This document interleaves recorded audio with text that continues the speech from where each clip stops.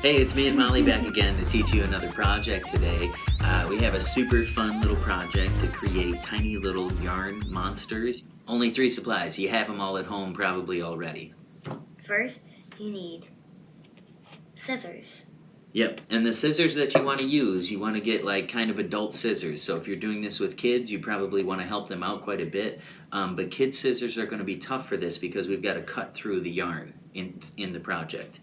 Now, something else that you might want to use the scissors for is the second material, which is we need a little bit of cardboard. Now, it just needs small pieces. None of these are cut at the exact same size. Some are bigger, some are smaller, okay? But we want about this width, about 4 inches or so. And if you're like, man, where do I get the cardboard? Just think about any kind of cardboard that you have around the house, like a diaper box or something that was mailed to your house, or any kind of cardboard that you have around the house. What's the third material we need?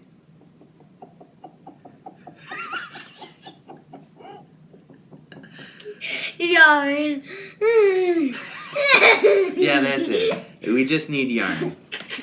You can create your monster with just a single color yarn, and it kind of turns out like this one here, where we just have a single color in it. But if you go multicolored, it will end up like multicolored and all different colors.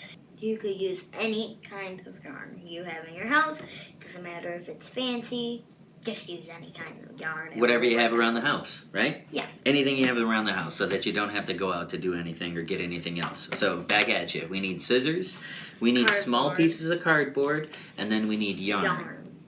And everybody doing the project will need their own piece of cardboard, and probably everybody doing the project will need their own yarn. The scissors can be shared. Later in the video, after we teach you how to make this thing, we're going to talk about some additional, like optional materials that you could do to jazz up your figures a little bit. Yep. Ready to get started? Yeah. Let's do it.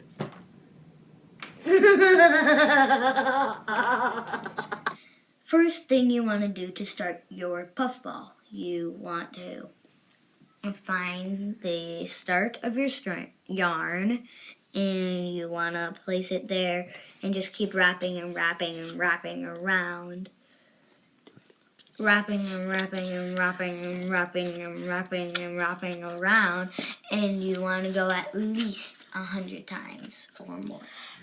Molly's advice about wrapping and wrapping and wrapping is great. She said about 100 times. You can do more than that, and you can do less than that. But the more that you wrap and wrap and wrap and wrap, the fluffier, the poofier, the bigger your monster will become.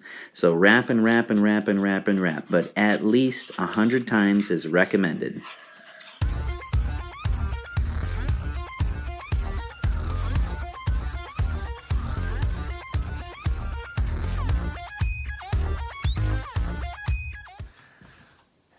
Once you wrapped it around, you're going to take your scissors and just cut the string right here.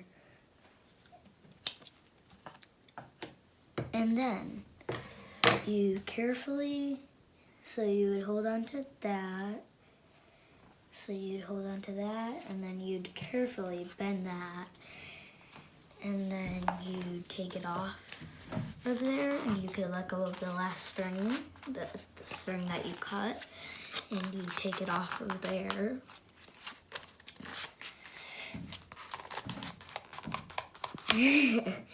And then you unwrap this a little bit, and you put this on top of there. And then you cut it where you think it will be long enough, and then you tie it like 1 or 2 times. So this is a really important part, and you want to tie it right in the middle, and then you would flip it over and do it here, and do this one double because you don't want your pom-pom to be falling apart.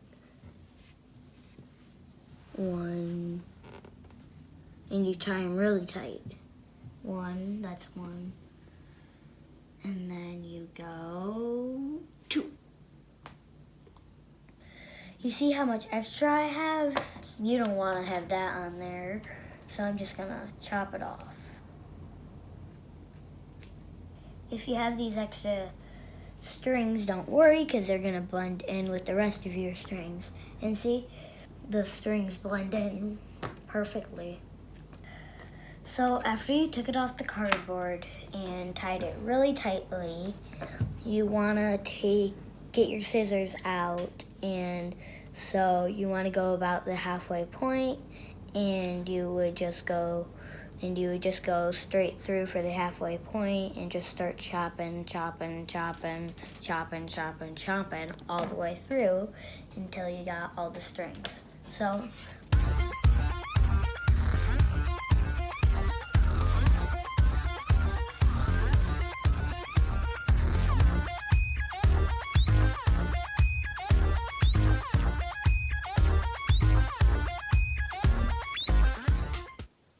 so once you're done cutting your yarn, you're gonna take your scissors and put them to the side, and you're just gonna run your fingers through and floof it up a little bit. So there we go.